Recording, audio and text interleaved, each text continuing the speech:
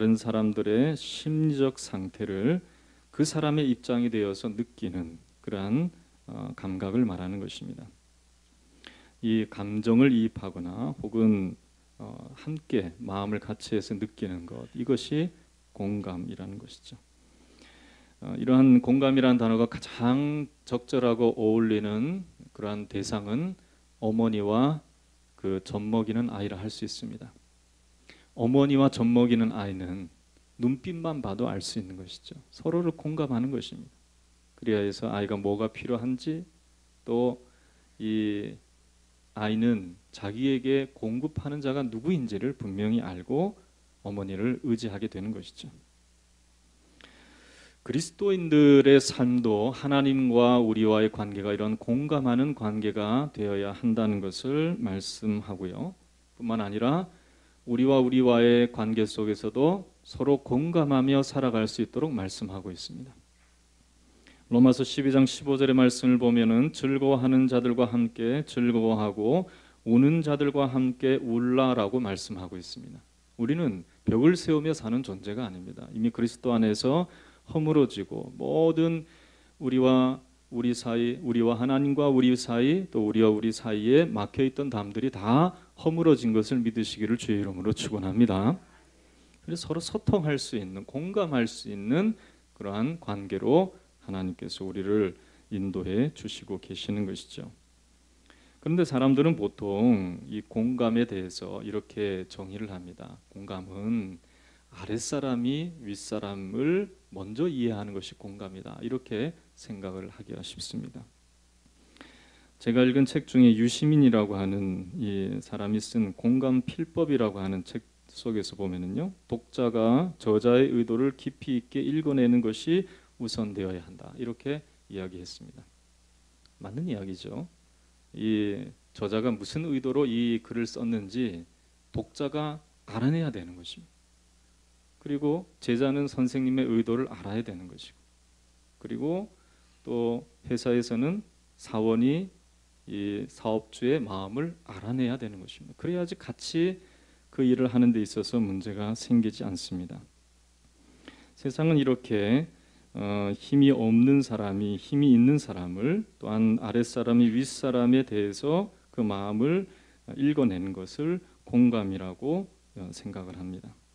그러나 성숙한 공동체일수록 위에서부터 먼저 공감하는 모습이 있습니다. 그래서 선생님이 학생을 먼저 공감해야 되고, 사업주가 노동자를 공감해야 되고, 그리고 정치인이 일반 우리 함께하는 국민을 공감해야 되는 이러한 모습은 성숙한 공동체에서 나타난다는 것이죠. 보통 성숙하지 못한 공동체는 위에서 아래로 흐르는 것이 아니라 아래에서 위로 공감하도록 강요받고 있지만, 성숙한 공동체일수록 위에서 아래로 공감한다는 것입니다. 성경의 말씀을 읽어보면 세상에 대해서 먼저 공감하시는 하나님의 모습을 우리는 볼 수 있습니다. 시편 11편 4절의 말씀을 보면 여호와께서는 그 성전에 계시고 여호와의 보좌는 하늘에 있으며 그의 눈이 인생을 통촉하시고 그의 안목이 그들을 감찰하시는도다, 그렇게 말씀했습니다. 이것은 하나님께서요, CCTV와 같이 그냥 우리를 살펴보는, 그래서 감시하는 그 눈으로 함께 한다는 게 아니에요. 하나님은 인간의 삶이 어떠한지, 어떻게 살아가는지 하나님은 하감하시며 보시고 마음을 같이 하시는 분이시다는 것입니다. 비록 죄악 가운데 있다 할지라도 하나님의 눈은 우리를 향해 있다는 것을 성경의 말씀을 통해서 보면 알 수 있습니다. 여러분, 대표적인 죄악의 도시가 어디입니까? 성경의 구약에 기록되어 있는 대표적인 죄악의 도시는 소돔과 고모라입니다. 우리 같으면 죄 많이 짓는 곳, 정말 꼴 보기 싫은 그런 곳은 제껴둘 것 같아요. 그러나 하나님은 그곳에 사람들이 어떻게, 왜 죄를 짓는지, 왜 하나님을 떠났는지 하나님은 그곳에 마음을 두고 계시고 그곳을 가서 보시려고 했습니다. 창세기 18장 20절에서 21절의 말씀을 보면은 이렇게 말씀합니다. 여호와께서 또 이르시되 소돔과 고모라에 대한 부르짖음이 크고 그 죄악이 심히 무거우니 내가 이제 내려가서 그 모든 행한 것과 과연 내게 들린 부르짖음과 같은지 그렇지 않은지를 내가 보고 알려 하노라 라고 말씀하셨습니다. 내려가서 보고 알려 하노라 그랬던 것이죠. 하나님은 위에서 보실 때에 인생들을 이렇게 감찰하시고 보실 때에 몰라서 그러실까요? 그렇지 않습니다. 다 아시면서도 소돔과 고모라의 사람들이 왜 그러한 연약함에 빠졌는지 가서 보고 느끼고 알기 위해서 그들에게 찾아가신 것입니다.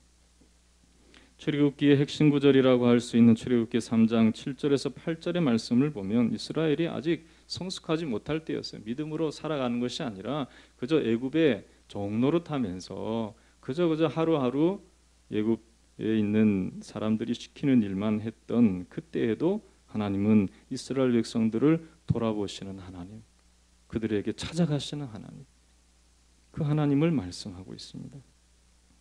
창세기 출애굽기 3장 7절에서 8절의 말씀을 보면은 이렇게 말씀하고 있는데요. 여호와께서 이르시되 내가 애굽에 있는 내 백성의 고통을 분명히 보고 그들이 그들의 감독자로 말미암아 부르짖음을 듣고 그 근심을 알고 내가 내려가서 그들을 애굽인의 손에서 건져내고 그들을 그 땅에서 인도하여 아름답고 광대한 땅, 젖과 꿀이 흐르는 땅, 곧 가나안 족속, 헷 족속, 아모리 족속, 브리스 족속, 히위 족속, 여부스 족속의 지방에 데려가려 하노라. 그렇게 말씀했습니다. 여기서 나타나는 7가지 동사를 보면은요, 하나님이 얼마나 택한 백성들을 품으시고 안으시기를 원하시는지를 알 수 있습니다. 내 백성의 고통을 분명히 보고 그랬습니다. 한번 따라하겠습니다. 하나님은 보시는 하나님이시다. 그리고 그의 그들의 감독자로 말미암아 부르짖음을 듣고라고 하셨습니다. 한번 따라하겠습니다. 들으시는 하나님. 그리고 그 근심을 알고 그랬어요. 알고. 그러니까 보고 듣는 것은 표면적인 것이죠. 그러나 그 근심을 안다 그랬어요. 우리의 마음속에 있는 근심이 무엇인지도 하나님은 아시는 하나님이죠. 그리고 내가 내려가서 그리고 그들을 애굽인의 손에서 건져내고 그들을 그 땅에서 인도하여 약속하신 땅 가나안 땅에 데려가려 하노라. 이 7가지 동사는 하나님이 택한 백성들에게 어떤 마음으로 그들과 공감하시는지를 분명히 보여주고 있는 것이죠. 그래서 하나님은 이스라엘 백성들을 인도하시기 위해서 모세라는 지도자를 세웠습니다. 뿐만 아니라 이 모세 이후에도 하나님은 하나님의 사람을 통해서 소통하기를 원하셔서 사람의 입장에서 하나님 앞에 나아갈 수 있는 제도를 만들어 놓으셨는데 그것이 바로 대제사장이라고 하는 하나님 앞에 예배드리는 제도를 통해서 인간의 대표를 통하여 인간의 사정을 아뢰고 이들의 연약함을 고침받고 죄악을 사함받는 그러한 은혜를 경험하기 위해서 사람의 대표인 대제사장을 세우셨다는 거예요.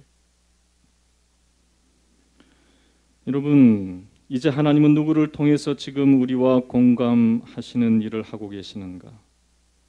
그것은 오늘 히브리서의 말씀에 분명히 예수님이심을 말씀하고 있습니다. 이미 2장 17절에서 18절, 3장 1절에도 예수님을 대제사장으로 소개하였지만 오늘 본문을 시작하여서 예수님이 대제사장이시다. 예수님을 통하여 하나님은 우리를 공감하신다. 예수님을 통하여 하나님은 우리를 도와주신다. 우리를 보시고 들으시고 아시고 우리를 건져내시기 위해서 예수님을 통하여서 지금도 하나님은 우리를 공감하시고 우리와 함께 하신다는 것을 분명히 강조하고 있는 것입니다. 예수님은 대제사장으로서 하나님과 우리 사이의 소통의 역할을 하시는 것이요.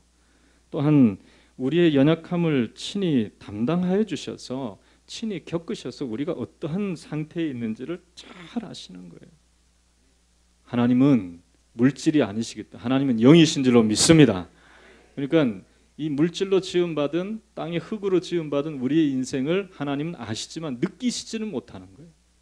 아픔을 느끼시겠습니까? 물론 하나님 같이 아파하시겠지만 육체의 아픔을 하나님은 느끼시지는 않으시는 거예요. 하나님은 전능하시기 때문에 연약함을 경험할 수가 없습니다. 그러나 하나님, 이러한 전능하신 하나님이신 예수님이, 성자이신 예수님이 이 땅에 우리와 같은 연약함이 되어주셔서 우리를 경험하신 것이, 우리를 아신 것입니다. 우리를 느끼신 것입니다. 우리의 부족과 연약함을 아시고 느껴주셔서 우리의 대표로 하나님 앞에서의 역할을 감당하신 것이죠. 그러므로 대제사장이신 예수님에 대해서 우리는 깊이 알아야 할 줄로 믿습니다. 예수님 따라합시다. 예수님은 우리의 대제사장이 되신다. 이게 무엇을 의미하는지 우리는 분명히 알고 하나님은 우리와 지금도 함께하여 주시기를 원하시고 공감하셔서 우리 연약함을 친히 담당하시기를 원하실 때에 우리가 붙들어야 될 대상인 예수님, 대제사장으로서의 예수님이 어떠한 분이신지를 분명히 깨닫는 이 시간 되시기를 주님의 이름으로 축원합니다. 그러면 우리는 예수님이 지금 대제사장으로서 어떠한 모습으로 우리와 함께 하시는지를 질문을 통해서 우리가 좀 살펴봐야 되겠어요. 그럼 제가 한번 질문해 볼게요. 예수님은 지금 어디 계십니까? 내 안에 계세요. 물론 성령으로 내 안에 계시죠. 그러면 우리는 이런 질문을 할 때 당혹스러울 때가 있어요. 어떨 때는 내 안에 주님이 계시지요. 그렇게 말씀하시지만은 주님이 그러면 우리 안에 계시다면 주님을 한번 보여주세요. 그러면 어떻게 주님을 보여줄 수 있어요? 사랑으로 물론 하나님의 약속을 섬김으로 주님을 나타낼 수는 있지만은 예수님이 살아계시다, 예수님이 정말 계시다라고 하는 것에 대한 증명이 될 수가 없어요. 그런데 오늘 말씀을 보면은요, 이렇게 예수님을 말씀하고 있습니다. 자, 14절에 있는 말씀을 한번 읽어봅시다. 시작. 그러므로 우리에게 큰 대제사장이 계시니 승천하신 이 곧 하나님의 아들 예수시라. 우리가 믿는 도리를 굳게 잡을지어다. 예수님이 큰 대제사장으로 계시는데 어떻게 하시니라고 말씀하고 계십니까? 네, 따라합시다. 승천하시니. 승천했다는 말은 하늘로 올라가셨다라는 뜻이에요. 그러니까 예수님이 계신 곳은 하늘에 계시다라는 것입니다. 오늘 본문에서는 단순히 승천하신이라고 말씀하고 있지만은 그러나 이 오늘 말씀 이후에 히브리서 8장 1절에서 2절에 있는 말씀을 보면 지금 우리가 하는 말의 요점은 이러한 대제사장이 우리에게 있다는 것이라. 그는 하늘에서 지극히 크신 이의 보좌 우편에 앉으셨으니 라고 말씀하고 있습니다. 즉 예수님은 하나님의 보좌 우편에 앉아 계시다는 거예요. 한번 따라해 보겠습니다. 예수님은 살아계셔서 하나님의 보좌 우편에 계시다. 히브리서는 그렇게 말씀하고 있습니다. 이렇게 하나님의 보좌 우편에 계셔서 무엇을 하시느냐? 성소와 참 장막에서 섬기는 이시라. 그렇게 말씀하고 있어요. 성소와 장막에서, 즉 하늘에 있는 이 천국을 성소라고 표현하고 있어요. 그러니까 천국에는 따로 교회나 성막이나 성전이 없어요. 하늘 이 천국 자체가 성막이요, 천국 자체가 성전이요, 천국 자체가 교회요. 그렇다는 거기에서 예수님은 대제사장으로서 하나님의 보좌 우편에서 대제사장의 역할을 지금도 하고 계시다는 거예요. 할렐루야. 하나님이 우리 안에 계시다라는 이 개념은 어디서부터 왔느냐? 주님이 승천하시고 난 이후에 제자들에게 약속하신 대로 성령을 보내주시겠다 그랬어요. 성령님께서 우리 안에 계신 줄로 믿습니다. 성령님이 우리 안에 계시면 주님이 우리 안에 계신 거나 마찬가지로 주님과 교통할 수 있다는 거예요. 그러니까 주님이 내 안에 계시다라고 표현하는 것이지, 성경의 표현대로 히브리서의 말씀에 의하면 지금 예수님은 살아서 부활하셔서 하나님의 보좌 우편에 승천하셔서 거기서 우리를 대신하여 대제사장으로서 우리를 섬기고 계시다. 할렐루야. 우리의 눈에는 안 보이지만은 육신의 부활을 통하여 승천하심으로 말미암아 하나님의 보좌 우편에서 지금도 육신을 입고 있는 우리들을 위해서 중보하시는, 그리고 우리의 연약함을 대신하여 주시는 분으로 계신 분이 예수님이시다. 그렇게 말씀하는 것입니다. 여러분, 예수님의 살아계심을 믿으시기를 주의 이름으로 축원합니다. 예수님은 개념으로 있는 분이 아니에요. 예수님은 그저 사랑의 개념, 섬김과 헌신의 개념으로 계신 분이 아니에요. 예수님은 죽었다가 사흘 만에 부활하셔서 부활의 육체를 가지고 계신 살아계신 하나님의 아들이시요 우리의 구원자이심을 믿으시기를 주의 이름으로 축원합니다. 우리가 천국 가면요, 마치 우리가 지금 서로를 볼 수 있는 이러한 모습으로 예수님을 볼 수 있는 거예요. 할렐루야. 믿습니까? 예수님은 그런 분이시라. 터키의 어느 선교사님이 이슬람을 믿는 사람들이 터키에 많잖아요. 이슬람 국가잖아요, 터키는. 네, 이슬람 마호멧은 이 이슬람의 창시자입니다. 그러나 마호멧의 무덤이 있어요. 마호멧은 죽었어요. 뭐 좋은 계시를 받아서 선지자 역할을 해서 자기들은 그러한 이 코란이라는 경전을 남겼지만은, 그러나 마호멧은 죽었어요. 여러분, 어떤 선교사님이 이 이슬람을 믿는 사람들에게 복음을 전할 때 이렇게 말했습니다. 지금 길을 가는데 두 갈래 길을 만났습니다. 내가 가는 길에 목적하는 곳으로 갈 수 있도록 어느 길로 가야 그 길로 목적하는 길로 갈 수 있는지 몰라서 길을 물어야 할 때에 두 종류의 사람이 있습니다. 한 종류의 사람은 죽은 사람, 한 종류의 사람은 살아있는 사람이에요. 그럼 누구에게 묻겠습니까? 네? 누구에게 묻겠어요? 어떤 사람은 죽어있는 사람인데 죽어있는 사람한테 어느 길을 가야 될지 묻겠습니까? 살아있는 사람한테 어느 길을 가야 될지 묻겠습니까? 그렇죠. 살아있는 사람이야 대답해 줄 수 있고, 살아있는 사람이야만이 그 길을 잘 안다면 자기를 인도해서 내가 원하는 목적지로 갈 수 있도록, 그 길이 낭떠러지 길인지 늪이 길인지 아니면은 맹수가 있는 길인지 어떤 길인지를 알려줄 수가 있는 것이죠. 여러분, 예수님은 살아계심을 믿으시기를 주의 이름으로 축원합니다. 그러니까 우리의 길의 인도자가 되어주시고 우리를 붙드시는 하나님이 되어주시는 것입니다. 할렐루야. 그러면 두 번째로, 예수님은 왜 대제사장이신 예수님께서 시험을 받으셨는가에 대한 부분에 대해서 우리가 질문을 할 수 있습니다.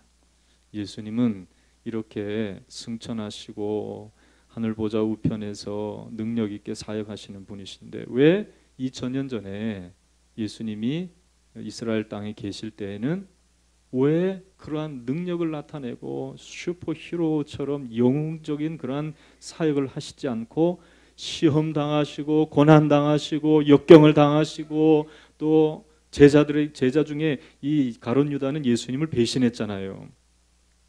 여러분, 예수님의 12제자 중에서 가룟 유다는 예수님을 배신한 사람이에요. 예수님 몰랐을까요? 몰라서 배신을 당하셨을까요? 그런데 예수님은 이 가룟 유다의 배신도 허락하셨던 것을 보게 됩니다. 왜 예수님은 이렇게 시험을 받으시고 연단을 받으시고 그렇게 하셨는가 하신 것이죠. 우리 15절을 다시 한번 읽어봅시다. 4장 15절 같이 읽겠습니다. 시작. 우리에게 있는 대제사장은 우리의 연약함을 동정하지 못하실 리가 아니요 모든 일에 우리와 똑같이 시험을 받으신 이로되 죄는 없으시니라.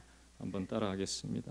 우리와 똑같이 시험을 받으시니로되 죄는 없으시니라. 여러분, 예수님이 대제사장으로서 이 땅에 계실 때에 예수님이 시험을 받으시고 천국에 올라가셔서 그 대제사장 역할을 감당하시는 것은 다름이 아니라 다 우리를 위해서 시험을 받으셨다는 거예요.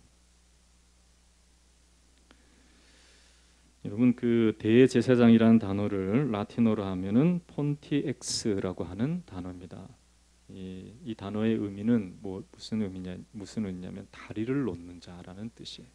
다리를 놓는 자. 여러분, 그 섬과 섬을 연결하는데 뭐가 필요하죠? 다리가 필요하죠. 다리가 있을 때와 없을 때는 큰 차이가 있습니다. 제가 선유도도 가보고 조도도 가보고 다 가봤어요. 우리 교회 교인들이 살고 계시는 그런 섬은 다 가봤어요. 제가 놀리지도 않으시네요, 여러분. 또 다른 섬이 또 있으면 제가 또 가겠어요. 제주도가 있군요. 제주도가 있는데 제주도도 한번 가봐야 돼요. 제주도는 다리를 놓을 수가 없죠. 너무 멀어서. 선유도는 다리가 있으니까 편리하게 드나들 수가 있습니다. 관광객들은 별 차이를 못 느끼겠지만은 그러나 거기 섬에 사는 사람들은 다리가 있는 것과 없는 것은 큰 차이예요. 제가 우리 조도에 계신 우리 권사님의 이야기를 들어보니까 안개만 끼면 조도에서 못 나온다는 거예요. 저는 토요일 날 내려가서 안개 끼기를 간절히 바라고 주일날 넘길 수 있는 그런 마음으로 있으면 안 되겠죠. 그런 이제 불편함이 있는 거예요. 하나님은 사실 다리가 없어도 우리 인간 가운데 오실 수 있는 하나님이십니다. 하나님은 하감하시고 우리를 살피시는 전능하신 하나님이십니다. 그러나 인간이 하나님께 이르는 길은 반드시 다리가 필요한 거예요. 예수님이 오시기 전에 이 율법이라는 다리가 있었어요. 그 다리는 징검다리예요. 그냥 돌 징검다리 같아요. 그러니까 물이 찰랑찰랑 할 때는 그냥 짚고 갈 수 있는 그런 조건이 되지만 조금만 물이 수위가 높으면은 지나갈 수 없는 그런 연약한 다리예요. 부족한 다리였어요. 그러나 예수님은 하나님과 우리 사이에 큰 대교가 되어주신 것이죠. 예수님은 우리의 길과 진리와 생명이 되어주심을 믿으시기를 주님의 이름으로 축원합니다. 그렇기 때문에 인간의 입장에서 예수님은 다리를 놓아야 했던 것입니다. 그러므로 인간의 연약함을 친히 체험하시고 연약함에도 불구하고 우리를 받아주시기 원하시는 하나님의 뜻대로 하나님의 뜻을 행하기 위해서 예수님이 친히 다리가 되어 주신 것이죠. 여러분, 다리를 지을 때 얼마나 많은 인력과 또 재원들이 들어갑니까? 그건 다 그 사람들을 위해서 그렇게 하는 것입니다. 우리 예수님은 우리를 위해서 모든 것을 다 쏟아내시고 하나님과 우리 사이에 다리가 되어 주셨음을 믿으시기를 주님의 이름으로 축원합니다. 그렇습니다. 세 번째로 왜 대제사장이신 예수님은 이렇게 우리를 위해서 다리가 되어 주시고 연약함을 친히 체휼하시면서 이렇게 고통을 당하셨는데 그 이유는 무엇인가 하는 것이죠. 세 번째 질문은 예수님이 무슨 일을 하시기 위해서 지금도 무슨 일을 하시기 위해서 이렇게 연약함을 당하셨느냐 하는 것이죠. 자, 한번 15절을 우리가 다시 한번 읽어보도록 하겠습니다. 15절 읽겠습니다. 시작. 우리에게 있는 대제사장은 우리의 연약함을 동정하지 못하실 리가 아니시오. 모든 일에 우리와 똑같이 시험을 받으시니로되 죄는 없으시니라. 그렇게 말씀하고 있습니다. 우리의 연약함을 동정하지 못하실 리가 아니시다라고 말씀하고 있죠. 이 동정하다라는 말은 다름이 아니라 이 단순히 공감하는 감정에서 넘어서서 도와주시는 분으로 말씀하는 것입니다. 여러분, 예수님은요 지금도 무엇을 하고 계시는가? 그것은 다름이 아니라 우리를 불쌍히 여기는 것을 넘어서서 우리를 도와주시기 위해서 지금도 우리에게 손을 내미는 분이시다는 것입니다. 여러분, 우리는 늘 죄악과 허물과 연약함을 경험할 수밖에 없습니다. 마치 어린아이와 같아요. 저도 보니 그 어린아이를 키우는 집을 가보면요, 난장판입니다. 안 치워서 그게 아니에요. 부모는 항상 치우죠. 그런데 아이들이 한번 밖에만 갔다 오면 집이 난장판이 되는 거예요. 옷은 벗어서 아무데나 집어 던지죠. 옷은 흙이 묻어 있죠. 집에 와서 아이 먹이래요. 죄송합니다. 네, 아이에게 먹을 것을 주면 큰일 났어요. 이제 아이를 키운 지가 오래돼가지고 제가 먹을 것을 주면 그냥 곱게 먹습니까? 온 집에다 흘려놓습니다. 시리얼을 주니까 그냥 시리얼을 그냥 팍 엎질러 가지고 그냥 온 데다 난장판을 해놓고 그러면은 걔네들이 그걸 치웁니까? 안 치워요. 그걸 다 누가 합니까? 다 부모님이 하는 거예요. 어머니가 하는 거예요. 예수님은 우리의 연약함을 동정하시는 분이에요. 그러니까 참 죄로 말미암아 흐트러지고 험악한 분위기가 나올 수 있음에도 불구하고 하나님은 죄를 용납하는 분이 아니시거든요. 근데 예수님께서 그걸 다 하시는 거예요.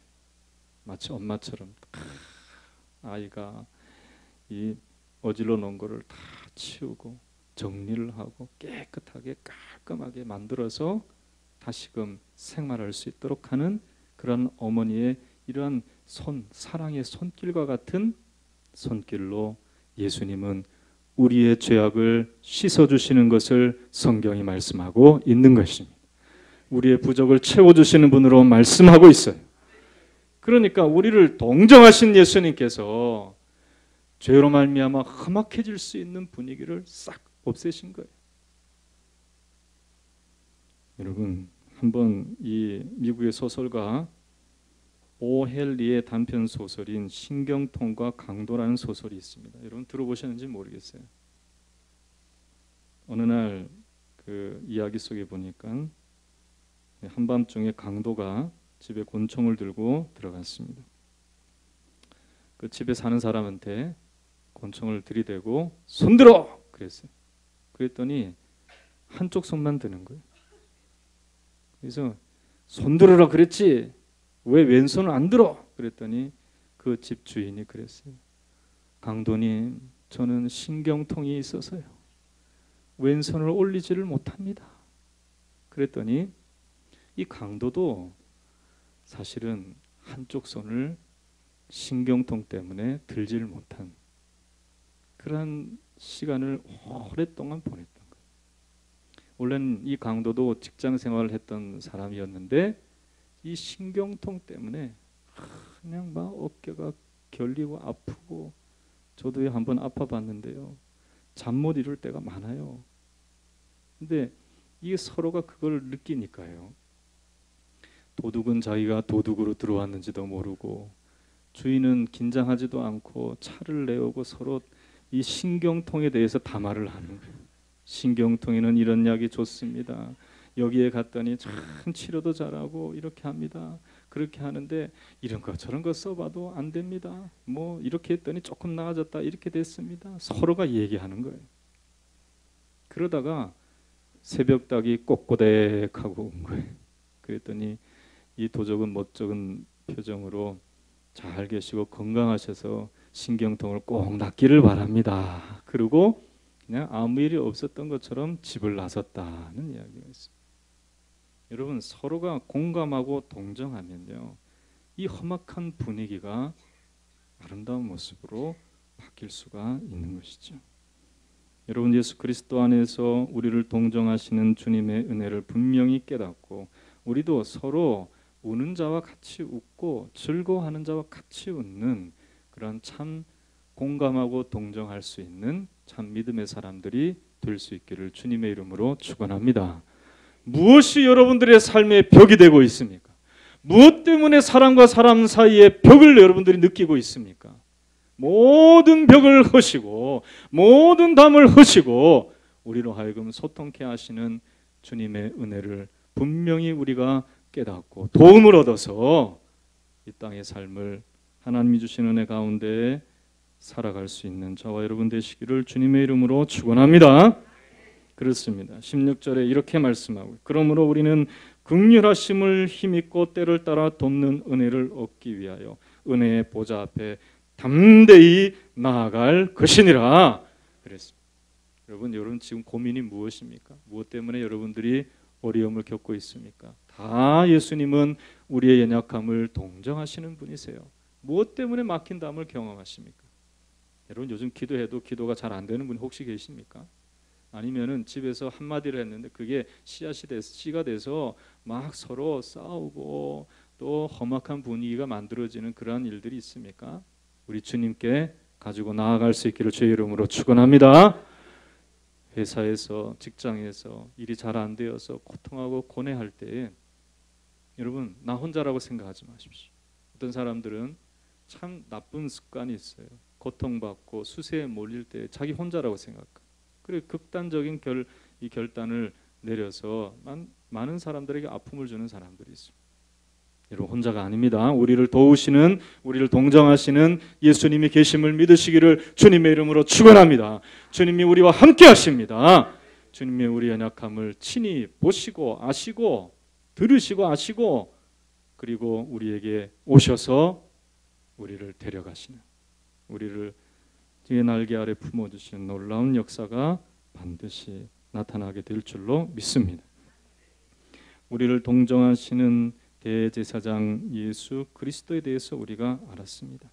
이제 우리를 위하시는 주님을 의지하여 담대함을 가지고 은혜의 보좌 앞에 나아갈 수 있도록 오늘 우리가 간절히 기도하는 시간이 됐으면 좋겠습니다. 주님 안에 문제 해결이 있을 줄로 믿습니다. 주님 안에 도우심이 나타나게 될 줄로 믿습니다. 주님 앞에 나아갑니다. 주님 나를 하나님의 은혜의 보좌 앞에 온전히 나아갈 수 있도록 인도해 주실 줄로 믿습니다. 주여 역사하시고 우리의 약함을 고쳐주시고 우리를 온전케 해달라고 우리 다 함께 우리를 잘 하시는 대제사장이신 예수님의 도우심을 힘입어 하나님의 보좌 앞에 담대히 나아갈 수 있는 우리들 되게 해달라고 두 손을 높이 들고 우리 주여 삼창하시고 기도하겠습니다.